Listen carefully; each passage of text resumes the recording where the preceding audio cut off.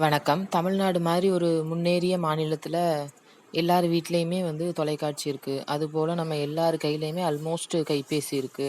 குக்கிராமங்கள்ல இருந்து, நகரங்கள்ல இருந்து எல்லா பக்கமுமே நம்மகிட்ட வந்து இன்டர்நெட் பெனட்ரேஷனும் இருக்கு.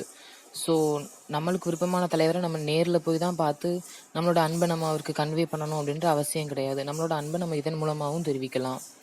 அதனால நீங்க எத கன்சிடர் பண்றீங்களோ இல்லையோ, உங்க உயிரு உங்களுக்கு முக்கியம். அதையாவது நீங்க கன்சிடர் பண்ணுங்க.